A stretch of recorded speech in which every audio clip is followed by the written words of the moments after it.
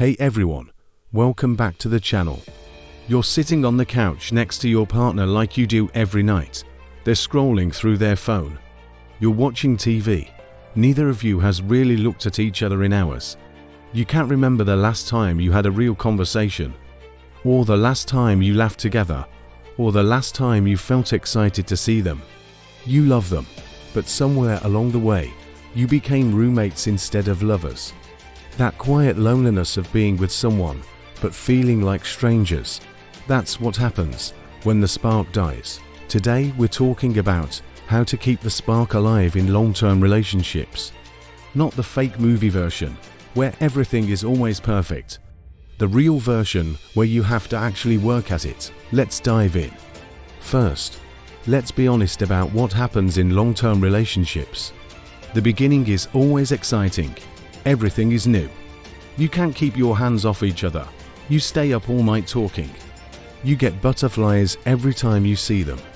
But then life happens. You move in together. You get comfortable. You see each other at your worst. The mystery disappears. The excitement fades. And suddenly you're just going through the motions. Here's what most people don't understand. The spark doesn't just die on its own. It dies from neglect.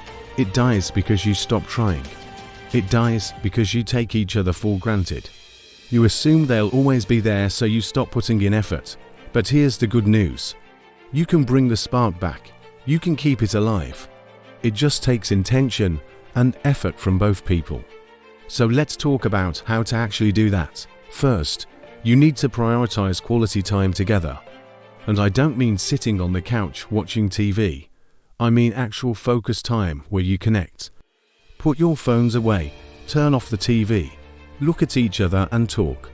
Ask real questions, listen to the answers. Schedule date nights and actually keep them. Treat them like important appointments you can't cancel.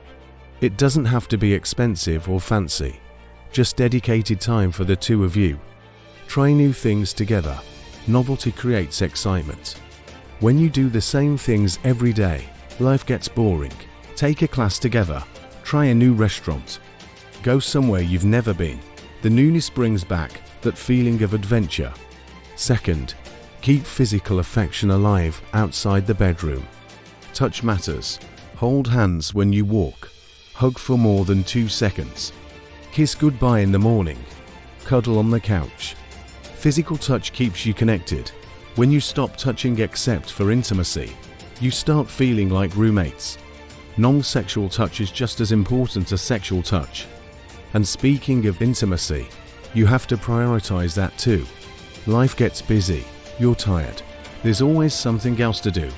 But physical intimacy keeps you bonded in a way nothing else does. Make time for it even when you don't feel like it. Sometimes you have to schedule it, and that's okay. Spontaneity is great, but waiting for the perfect moment means it never happens. Third, never stop flirting with each other. Just because you've been together 4 years doesn't mean you should stop being playful. Send them a cute text during the day. Compliment them, make them laugh, be a little flirty and playful. Treat them like someone you're still trying to win over, because you are. You should never stop trying to win your partner. Fourth, maintain your own identity and interests. This might sound backwards, but hear me out. When you lose yourself in a relationship, you become boring. You have nothing new to bring to the table. Keep your hobbies. Spend time with your friends. Have your own interests. Then you actually have things to talk about when you come back together. You fell in love with a whole person with their own life. Don't disappear into the relationship and expect the spark to stay alive. Fifth, communicate openly about everything, including the hard stuff, including your needs and desires, including when you're feeling disconnected. Don't let resentment build. Don't assume they know what you need. Tell them. And when they tell you what they need, actually listen. Don't get defensive. Don't dismiss it. Take it seriously and try to meet them halfway. Sixth, surprise each other. Do small, unexpected things that show you're thinking about them. Bring home their favorite snack. Leave a sweet note. Plan a surprise date. It's not about grand gestures. It's about showing that you see them and care, that you're still putting in effort. 7th, laugh together. Humor is so important in relationships. Be silly together, watch funny movies, tell jokes. Don't take everything so seriously. When you stop laughing together, everything feels heavier. Joy and playfulness keep relationships light and fun. 8th, support each other's growth. People change over time. That's normal and healthy. Support your partner becoming who they want to be. Encourage their dreams. Celebrate their wins. When you grow together instead of apart, the relationship stays interesting. You're constantly discovering new things about each other. 9th, deal with conflicts in healthy ways. Every couple fights, but how you fight matters. Don't let arguments turn into personal attacks. Don't bring up the past. Focus on the issue at hand. And always repair after a fight. Apologize when you're wrong. Forgive when they apologize. Don't let resentment linger. Unresolved conflicts kill the spark faster than anything. 10th, express gratitude and appreciation. Tell your partner what you love about them. Thank them for the things they do. Notice their efforts. When you focus on what's good, you feel more connected. When you focus on what's wrong, you feel more distant. Choose to see the good. Now let me tell you what kills the spark. Criticism and contempt destroy relationships. If you're constantly criticizing your partner or showing contempt for them, the spark will die. Nobody feels romantic towards someone who makes them feel bad about themselves. Stonewalling and shutting down also kill connection. If you refuse to communicate or give the silent treatment, you create distance. You can't maintain a spark with someone who won't talk to you. Taking each other for granted is another killer. When you stop appreciating what you have, you stop trying. And when you stop trying, everything falls apart. Also, letting yourself go completely can affect attraction. I'm not saying you need to look perfect all the time, but completely stopping all effort sends a message that you don't care. Put in some effort for yourself and for them. Spending zero quality time together will obviously kill any spark. If you're always busy, always tired, always choosing other things over your relationship, the connection dies. Here's something important to understand. Keeping the spark alive is a choice you make every single day. It's choosing to be present instead of distracted. It's choosing to be kind instead of critical. It's choosing to make time instead of making excuses. Love is a verb. It's something you do, not just something you feel. The feelings follow the actions.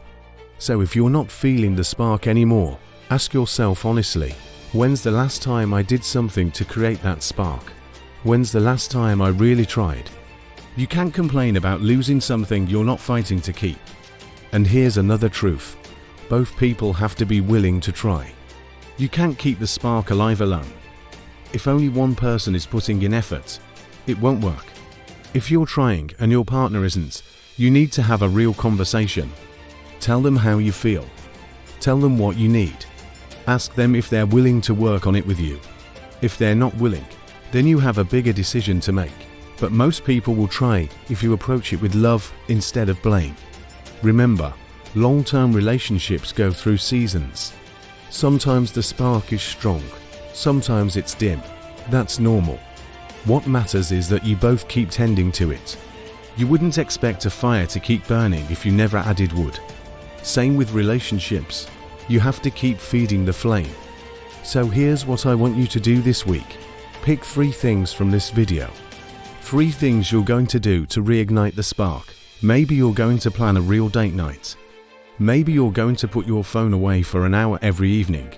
Maybe you're going to send your partner a sweet message during the day. Start small, be consistent, see what happens. And talk to your partner about this. Tell them you want to work on keeping the spark alive. Ask them what would make them feel more connected. Make it a team effort. The relationships that last aren't the ones that never struggle.